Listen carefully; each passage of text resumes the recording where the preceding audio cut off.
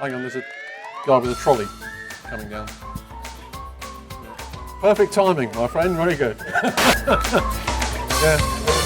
Yeah. Man with a trolley. There he goes.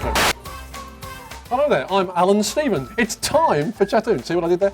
This is the show with chat and cartoon. I'm here with Ian Parrott, who is one of the UK's top cartoonists. We're here in Nightingale House in Wandsworth, and today we're going to be meeting Edwina Currie.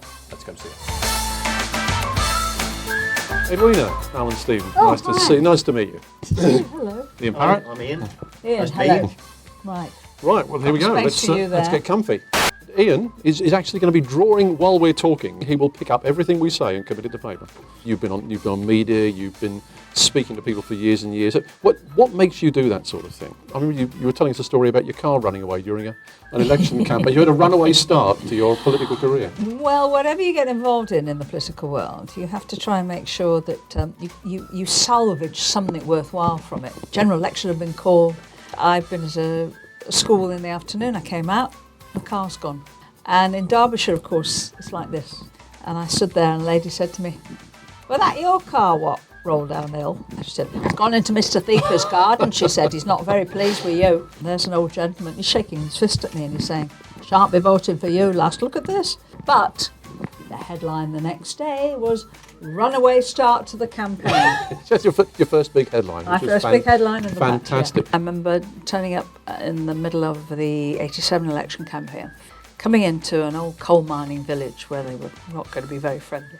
A little old lady comes up to me and she peers at me and she says, "Are you that Mrs. Currie?" And I said, "Yes, I am." And she said, "Oh, good," she said, "I've got a present to give you." But she just stood on tiptoe and planted a great wet kiss on my cheek. "Thank you, that's very sweet." "Oh, no," she said, "you'll not thank me because I'm Labour and I've got flu." Oh, that's weird. Telling us before about Mrs. Thatcher and low blood pressure. Working for Margaret Thatcher was an astonishing experience. Most of the stories they tell about her are true. She always treated me as if I was a doctor, which I'm not. And she suddenly turned around and she said, "Edwina, can you explain to me why all the world's great leaders have low blood pressure?" I said, "President Gorbachev has low blood pressure. President Reagan has low blood pressure. And I have low blood pressure." So I said, "Well, I don't know, maybe Prime Minister, all the ones with high blood pressure have keeled over." I've got a glare at that. you got the stare from Margaret. You've written a lot of books and very successful and so on. And I remember there was a story about John and Norma Major reading your books and getting quite interested in them. Was that you?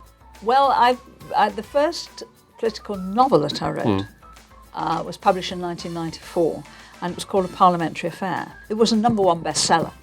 It sold about 250,000 copies in English. But naturally, I sent one to the then Prime Minister. Of Prime course, you would. Minister. It was the right thing to do. And I got a message back saying, "Thank you very much indeed. Norma and I are reading it in bed." I thought to myself, well, 2 of the 3 people mentioned no more than the third one does. Fair enough. We'll draw a veil over it there. You've been cartooned, I'm sure. Yeah, every politician gets cartooned. How do you feel about that? What sort of things have been said and done? Oh, well, in the old days, I was vain enough to keep buying them. I got a cupboard shelf full of cartoons of me as a health minister of one kind or another. And did you ever get really annoyed about being cartooned? Is there anything where you really were incensed when you opened the newspaper and saw what they'd done? There was one particular newspaper that often portrayed me with a nose rather bigger than my nose is, and I've thought there's something a little, just a tad racist about this. They also portrayed Ken Clarke, who was then my boss, as extremely fat, which he isn't in real life. He's kind of rotund, but he's not enormous. There is a brilliant one, which I've never been able to lay hands on because I think it's ended up in the National Portrait Gallery, by scarf of me as a chicken laying an egg. Well, at the time I was really upset. Now I can see it was quite brilliant. And I bet you're thinking to yourself secretly, if I'm hanging in the National Portrait Gallery, that's the thing.